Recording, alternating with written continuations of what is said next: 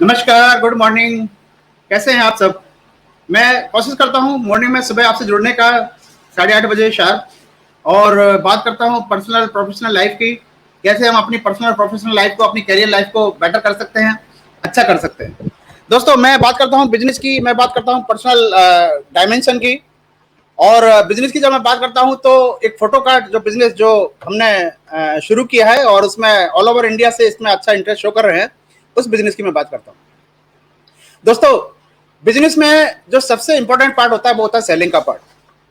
आप कोई भी प्रोडक्ट है, कोई भी सर्विस है, जब तक आप उसको प्रॉपर सेल नहीं करेंगे, क्योंकि बिजनेस में जितने भी डिपार्टमेंट है वो सारे डिपार्टमेंट खर्चे के डिपार्टमेंट होते हैं। एक सेल ही ऐसा डिपार्टमेंट है जहां से कि पैसा आपके पास में आता है।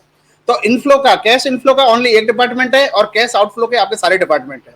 तो सेल डिपार्टमेंट आपका बहुत सॉलिड होना बहुत जरूरी है। आपकी सेल्स एग्जीक्यूटिव टीम जो है, आपकी सेल्स टीम, वो प्रोफेशनली एक सेलरप्रेन्योर होना बहुत जरूरी है। देखिए, एंटरप्रेन्योर आप डेफिनेटली जब आप कोई स्टार्टअप डालते हैं, कोई बिजनेस आपने शुरू किया है, तो आप एंटरप्रेन्योर तो बन ही गए, ओके।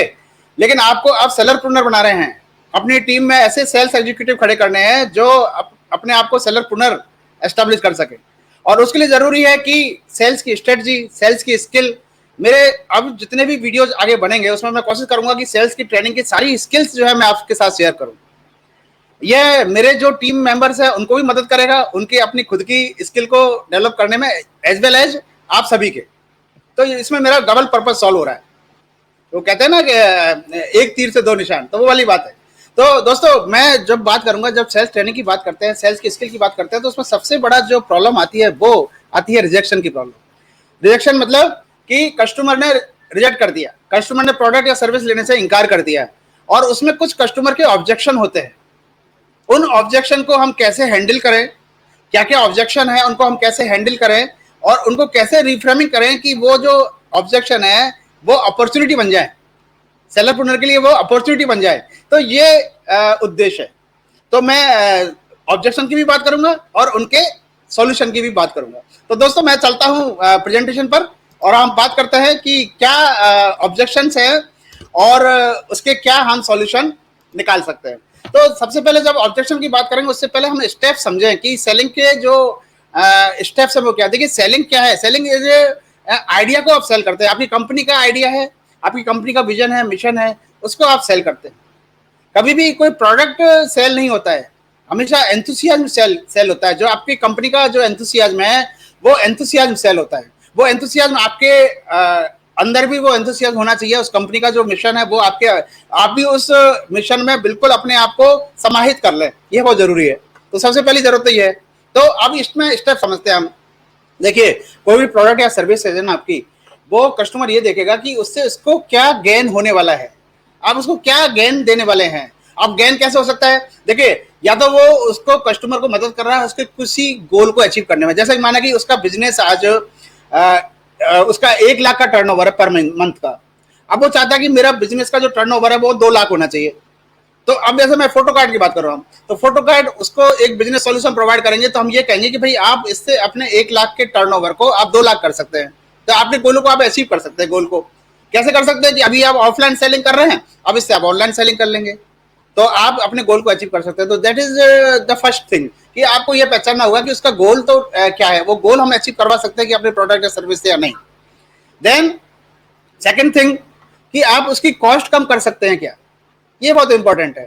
कि भाई उसको जो है अभी जो जो उसका बिजनेस का जो या किसी प्रकार का उसकी पर्सनल जो लाइफ में जो भी वो कर रहा है, जो भी एक्टिविटी, उसमें जो कॉस्ट आ रही है उसको, उसके आपके प्रोडक्ट या सर्विस से वो कॉस्ट उसकी कम हो सकती है या नहीं हो सकती। जैसे कि माना कि आप एसी का एग्जांपल है, आप तो अभी किसी ने एसी लगा रखा है, उसका जो बिजली का बिल है वो आ रहा है आपके 5,000 रुपए महीने का।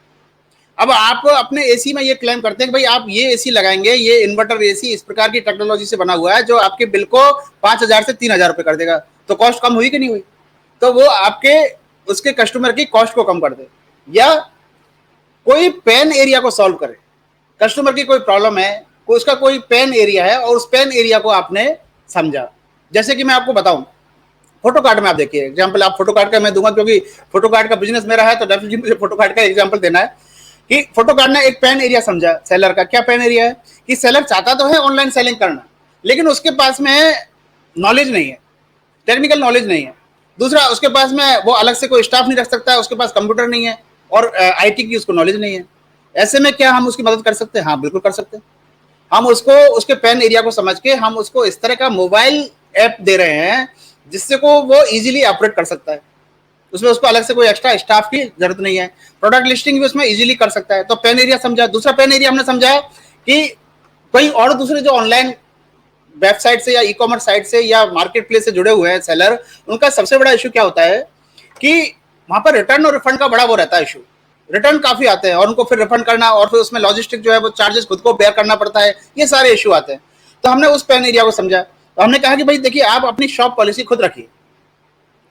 आप अपनी क्लियर शॉप पॉलिसी रखिए जो कि बायर को पता लगेगा भाई आपकी शॉप पॉलिसी ये है। ठीक है, आपको ये तो आंसर करना ही है कि आप उसको प्रोडक्ट और जो सर्विसेज आप प्रोवाइड कर रहे हैं वो उसको उसकी वैल्यू उसको मिले, अच्छी प्राइस पर मिले, उसकी वैल्यू उसको मिले, ये तो आपको आंसर करना ही है। लेकिन साथ में ही आप अपना जो पेन एरिया है उसको भी आप सॉल्व करें।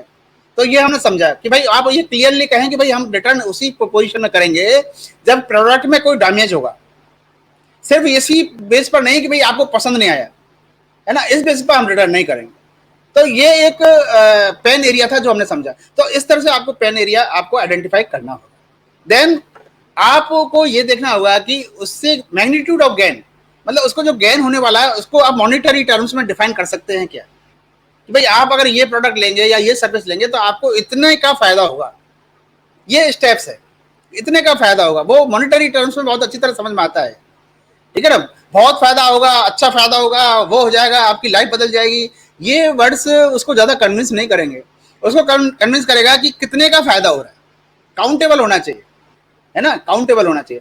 देन दूसरा क्या है कि आपको ये देखना है कि आप उसको जो प्रोडक्ट और सर्विस दे रहे हैं उससे उसकी स्विचिंग कॉस्ट जो है वो कम है कि नहीं है। कहीं स्विचिंग कॉस्ट ज्यादा होगी, जैसे माना कि किसी ने कोई सॉफ्टवेयर डाल रखा है, ठीक है ना, अब उस सॉफ्टवेयर से वो क्या नाम है, हैबिचुअल हो गया उस सॉफ्टवेयर को यूज करने में। अब आप उसको दूसरा सॉफ्टवेयर प्रोवाइड कर रहे हो और आप कह रहे हैं कि ये सॉफ्टवेयर उससे बेटर है, तो वो कहेगा ठीक है मैं आपका सॉफ्टवेयर ले लूंगा, लेकिन मैं जब स्विच करूंगा इस सॉफ्टवेयर से दूसरे सॉफ्टवेयर पर तो कहीं मेरी कॉस्ट जो है स्विच की बहुत ज्यादा नहीं हो जाएगी, है ना। जैसे कि माना कि उसने पहले और ईयरली कोई सब्सक्रिप्शन ले रखा है, अब 3 महीने बाद ही पहुंच गया आप अपना सॉफ्टवेयर लेके, तो वो कहेगा भैया मेरा 9 महीने का मैं लॉस, ये इसको कौन भुगतेगा, मैं तो ऑलरेडी एक साल का सब्सक्रिप्शन ले चुका हूँ उसका मेंटेनेंस का। तो आपको वो चीज एड्रेस करना पड़ेगा। आपको कहना पड़ेगा कि ठीक है आप हमारा सॉफ्टवेयर आप यूज करेंगे तो जो 9 महीने का आपका ये है ना वो हम आपको हम अफोर्ड कर लेंगे, हम बेयर कर लेंगे उसको, है ना। तो ये हो गया कॉस्ट स्विचिंग को आपको देखना होगा। दूसरा ease of use. Ease of use का मतलब क्या हुआ कि वही भाई वो जैसे हैबिचुअल हो गया किसी दूसरे टेक्नोलॉजी को इस्तेमाल करने में, दूसरे प्रोडक्ट को इस्तेमाल करने में, और वो उससे एक अटैचमेंट हो गया उसको। अब वो जब चेंज करेगा तो वो इतना ही इजी होगा कि नहीं होगा उसको चेंज करना, और वो इजीली उसको यूज कर सकता है नहीं कर सकता है। यहाँ पर बात आती है ईज ऑफ यूज की। देन यूजर फ्रेंडली होना चाहिए, यानी कि उसमें ऐसा तो नहीं कि उसमें अलग से उसको कोई टेक्निकल स्किल की रिक्वायरमेंट हो या उसको कुछ सीखना पड़े उसके लिए, है ना, वो यूजर फ्रेंडली होना चाहिए। तो ये चीजें हैं, तो उसका एफर्ट कम लगे, उसका मैग्नीट्यूड ऑफ गेन बढ़े, और वो किस तरह से आप उसकी हेल्प कर सकते हैं उसके गोल को अचीव करने में, या उसकी कॉस्ट कम करने में, या उसके पेन एरिया को सॉल्व करने में। तो ये चीजें हैं जो कि कस्टमर को और अट्रैक्ट करेगी आपकी तरफ, आपके प्रोडक्ट या सर्विस की तरफ। देन सबसे इंपॉर्टेंट चीज है वो है ट्रस्ट। आप देखिए ट्रस्ट के लिए आप क्या करेंगे, आप टेस्टिमोनियल दे सकते हैं कि भाई देखो ऑलरेडी जो है ये जो है उन्होंने परचेज किया और उनसे आप एक बार फोन पर बात कर लीजिए, है ना। ये टेस्टिमोनियल आप अगर आपकी वेबसाइट है तो वहां पर तो आप डालते ही हैं। आप जो है सेलर जो सेल्स एग्जीक्यूटिव है उसको भी पता होना चाहिए सारे टेस्टिमोनियल का, और वो डायरेक्ट टेलीफोन पर बात करा सकता है, वेबसाइट पर दिखा सकता है, ब्राउजर में दिखा सकता है। देन देखिए मैं आपको बताता हूँ ट्रस्ट कैसे बिल्ड होता है।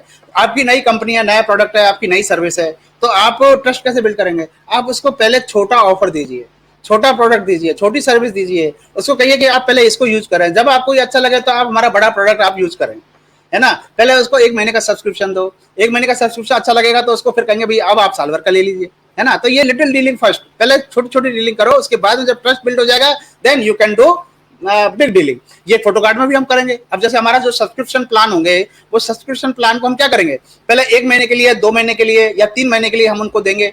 हो सकता है 1 मंथ के लिए हम उनको फ्री ट्रायल भी दे दें, ठीक है ना, या कुछ लिटिल थोड़ा बहुत हम चार्जेस लेके और वो उनको दें। उसके बाद जब उनको लगेगा कि हाँ ये सब्सक्रिप्शन उसके काम आ रहे हैं और इससे बेटर वो अपना बिजनेस जो और ज्यादा अच्छा ग्रो कर पा रहे हैं, जो फ्री बेसिक जो हमारा फोटो कार्ड ऐप है उससे तो बिजनेस कर ही रहे हैं, लेकिन सब्सक्रिप्शन लेने के बाद में उनका बिजनेस और ज्यादा बढ़ रहा है और ज्यादा ग्रोथ हो रहा है, तो डेफिनेटली वो फिर हमारे ईयरली सब्सक्रिप्शन को भी लेंगे। तो ये एक तरीका होता है। तो दोस्तों ये थी बात। अब मैं जो मेन पॉइंट आता है उस पर आता हूँ। मेन पॉइंट हमने क्या बात की थी कि 4 टाइप ऑफ कस्टमर ऑब्जेक्शन क्या क्या होते हैं। तो देखिए, जो सबसे पहला जो कस्टमर ऑब्जेक्शन होता है वो होता है प्राइस का, प्राइस और रिस्क का, कि भाई वो आपका प्रोडक्ट और सर्विस ले रहा है तो उसको प्राइस जो पड़ रही है वो उसको कंपेरेटिवली पड़ रही है नहीं पड़ रही है दूसरे प्रोडक्ट के मुकाबले, दूसरे सर्विस के मुकाबले। और कॉस्ट, अब कॉस्ट और प्राइस में आप अंतर समझ रहे हैं। प्राइस तो आपके जो उसको इमीडिएट आप जो बताते हैं दैट इज प्राइस, और कॉस्ट जो है उसके लॉन्ग टर्म में उसका क्या कॉस्ट उसको पड़ने वाली है, उसको यूज करते वक्त लॉन्ग टर्म में उसको क्या कॉस्ट पड़ने वाली है, दैट इज कॉस्ट। यानी कॉस्ट लॉन्ग टर्म उसका जो है इफेक्ट, जो इम्पैक्ट है वो मॉनिटरी टर्म्स में हम कहेंगे जो लॉन्ग टर्म इम्पैक्ट है वो तो कॉस्ट है, और जो शॉर्ट टर्म में वो प्राइस जो पे करता है दैट इज प्राइस। जो पैसा वो पे करता है प्रोडक्ट या सर्विस का वो प्राइस है। तो प्राइस और कॉस्ट दोनों चीज देखी जाती है। देन उसके बजट के अफोर्डेबल है कि नहीं, उसके बजट में है कि नहीं है ना, बजट का ऑब्जेक्शन आ सकता है। आरओआई का ऑब्जेक्शन आ सकता है। आरओआई का मतलब रिटर्न ऑफ इन्वेस्टमेंट, कि भाई वो प्रोडक्ट आपकी सर्विस लेगा उसके उसको रिटर्न कितना मिलने वाला है, ये सारे इस कैटेगरी में आते हैं। ठीक है ना। तो अब ये अगर उसको रिस्क नहीं है, दूसरा फिर रिस्क के बाद, रिस्क का मतलब क्या हुआ, देखो कि अब हम जो वैल्यू उसको बताएंगे कि भैया आपको अभी तो ये प्राइस महंगी लग रही है, लेकिन जब आप इसको यूज करोगे, जैसे कि आप एसी का मैंने एग्जांपल दिया कि भाई एसी जो है आपने ऑलरेडी लगा रखा है, उसका 5,000 रुपये महीने का आपका बिल आ रहा है।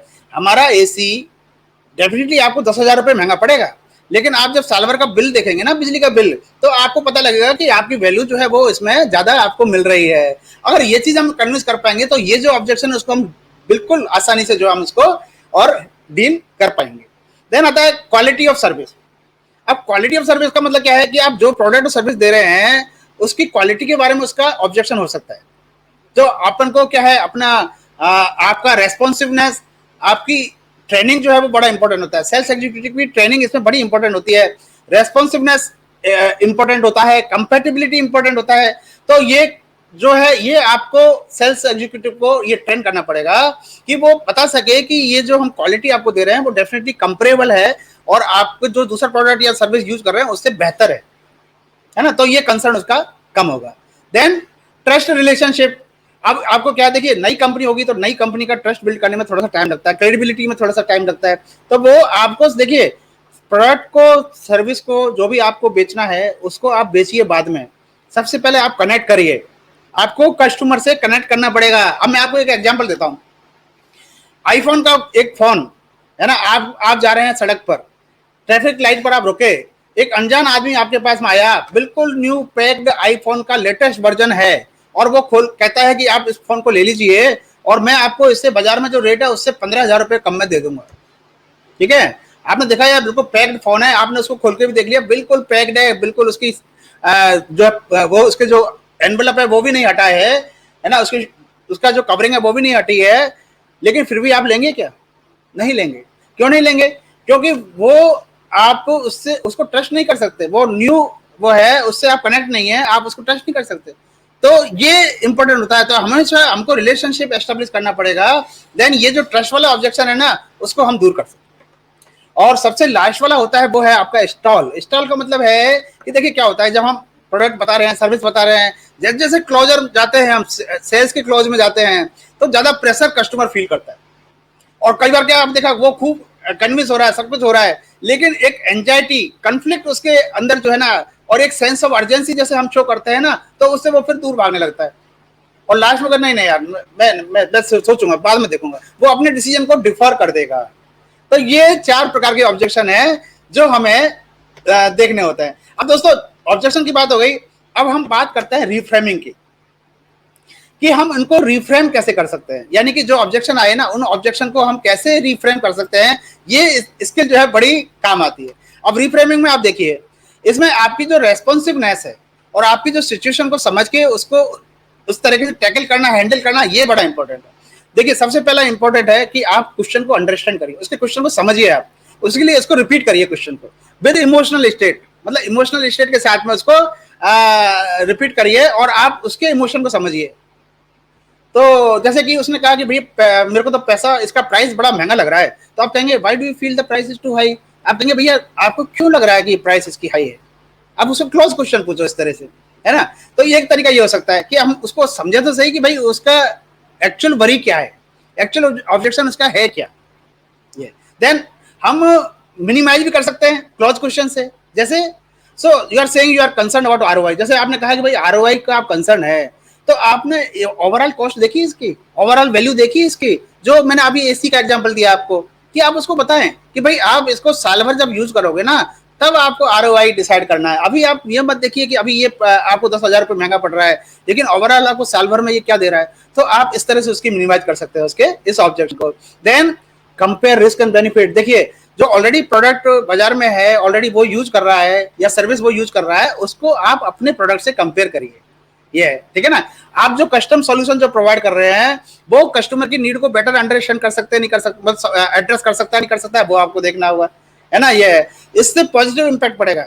आपने अगर ये कंपेरिजन कर दिया ना कि भाई जो प्रोडक्ट आप ऑलरेडी यूज कर रहे हैं, हमारे जो फोटो कार्ड में हम क्या है, सेल्स एग्जीक्यूटिव को हम यही ट्रेन करते हैं कि भाई आप जो है ऑलरेडी जो हमारे जो पता है सबसे अच्छे जो हमारे जो ऑन बोर्ड होते हैं सेलर, वो कौन होते हैं, जो ऑलरेडी किसी मार्केट प्लेस ऐप से जुड़े हुए हैं, ऑलरेडी किसी वेबसाइट से जुड़े हुए हैं, बड़े बड़े प्लेयर से जुड़े हुए हैं और वहां पर वो ऑनलाइन सेलिंग का काम कर रहे हैं। वो हमारे सबसे अच्छे कस्टमर होते हैं, हमारे सबसे अच्छे क्लाइंट होते हैं, क्योंकि वो बहुत इजीली जो है हमारे इसको ऑनबोर्ड हो जाते हैं, क्योंकि उन्होंने उनका पेन एरिया है, उन्होंने देखा हुआ, वो कंपेरिजन कर लेते हैं, तुरंत वो फीचर समझ लेते हैं। अब जिसने कभी ऑनलाइन सेलिंग नहीं की ना, उसको क्या पता कि हमारे फीचर अच्छे हैं बुरे हैं, है ना। उसे तो कंपेयर तो कर ही नहीं सकता ना, वो कंपेरिजन तो कर ही नहीं सकता। तो ये बहुत जरूरी है। तो इसमें डिपेंड करता है कि अगर वो कंपेयर कर रहा है किसी प्रोडक्ट से, तो आप अपने प्रोडक्ट की वो फीचर्स बताइए जो आपको लीड करते हैं दूसरे प्रोडक्ट से। देन आप उसको देखिए, एक सबसे बड़ा वो होता है ऑब्जेक्शन को हैंडल करने का, यस यस कहलाइए आप, ठीक है ना। ये उसको जब 4 बार आप यस कहलाएंगे ना, तो पांचवी बार तो अपने आप यस बोल देगा वो, है ना। जैसे आप ये देखिए कि भाई देखो ये प्रोडक्ट सर्विस हम दे रहे हैं, क्या आपको लगता है कि ये वैल्यूएबल होगा आपको, है ना। क्या आपको लगता है ये वैल्यूएबल होगा आपको, क्या आपको लगता है ये आपकी कॉस्ट कम कर देगा, क्या आपको लगता है इसमें ये जो फीचर है ये आपको ये काम आएगा, है ना। तो ये इस तरह से हम वो फीचर उसको, वो उसकी क्वालिटी जो है वो उसको सामने बताएं जिस पर यस करेगा। तो जब उन पर वो यस करेगा ना, तो जब आप बाद में उसकी वो जो है उसकी वो, जैसे कि माना कि प्राइस है, आपको लग रहा है कि प्राइस पर वो ऑब्जेक्शन कर सकता है, तो प्राइस को पहले बताने से आप पहले उसकी खूबियां बताइए और खूबियों पर आप यस यस बुलवाइए। तब उसके बाद में जब आप प्राइस बताइए ना, तो फिर वो मना नहीं कर पाएगा। समझे आप मेरी बात। अब आपने पहले ही प्राइस बता दी, फिर खूबियां बताने लगे ना, तो वो तो आपका एक तरह से बैरियर बन गया आपका। तो दोस्तों ये थी बातें, कैसे हम कस्टमर ऑब्जेक्शन क्या क्या हो सकते हैं और कैसे हम उनको हैंडल कर सकते हैं। तो इसी तरह ये मैं वीडियो शेयर करता हूँ अपने जो बिजनेस के जो ट्रिक्स और जो फ्रेमवर्क, जो ट्रेनिंग जो हम अपने टीम में देते हैं, शेयर करते हैं, बिजनेस में अपनाते हैं, वो सारी मैं आपसे शेयर करता हूँ। और मैं बात करता हूँ इस photo card market place app की, जिससे आप सभी जुड़े हुए हैं। और इसी तरह आप जुड़े रहें और आप अपने दोस्तों और रिश्तेदारों को सबको जो है आप बताते रहें इस के बारे में, और सब इससे जुड़ें, इसका फायदा लें। ये हमारा कंसेप्ट है लोकल डिमांड और सप्लाई को एम्पावर करने के लिए, कि कस्टमर ऑनलाइन जो भी ऑनलाइन बाइंग कर रहा है, वो उस कस्टमर को अपने शहर के जितने भी सेलर हैं सबसे पहले वहां पर देखे कि वो प्रोडक्ट अवेलेबल है या नहीं, और अगर वहां पर वो प्रोडक्ट उसको उसी प्राइस में और उसके घर बैठे अगर डिलीवर हो रहा है, तो वो क्यों जाना चाहेगा किसी दूसरे अननोन सेलर के पास में, और वहां से क्यों प्रोडक्ट मंगाना चाहेगा वो, जब उसके जानकार दुकान से प्रोडक्ट उसके घर बैठे आ रहा है और उसी प्राइस में आ रहा है ना। और उससे वो इंटरेक्ट कर सकता है, उससे वो बात कर सकता है, उसको इवन अगर वो बिल्कुल ही उसको लग रहा है कि यार मैं एक बार देखना चाहूंगा, तो वो उसको ऑफलाइन जाके वहां पर भी और परचेज कर सकता है, लेकिन कम से कम उसको पता तो लगा कि मेरे शहर में ये प्रोडक्ट अवेलेबल है। तो बस इसी कंसेप्ट को लेके ये फोटो कार्ड है। तो आप बस इसी तरह जुड़े रहिए। Thanks for watching. आप मेरे साथ ऐसे जुड़े रहे, मेरे यूट्यूब चैनल से जुड़े रहे। बिजनेस सिंप्लीफाइड मेरा यूट्यूब चैनल है, मेरा फेसबुक पेज है द फोकस अनलिमिटेड, मेरा इंस्टाग्राम पर भी पेज है द फोकस अनलिमिटेड, और मैं इंस्टाग्राम इस पर लिंक्डइन पर भी जुड़ा हुआ हूँ। जहां भी आप मेरे से जुड़ना चाहें आप मेरे से जुड़े, और मेरे वीडियो जो भी आपको पसंद आते हैं उन वीडियोज को आप शेयर करें, फॉरवर्ड करें, लाइक करें, और अपने दोस्तों रिश्तेदारों को बताएं। और आप खुश रहें, मस्त रहें, और कोविड में जो भी प्रोटोकॉल है, जो भी आप अप्रोप्रिएट बिहेवियर है, उसका आप पालन करें। थर्ड वेव का जिस तरह से अंदाजा हो रहा है, अंदेशा हो रहा है, आपको उसे भी ध्यान रखना है। थैंक यू, जय हिंद।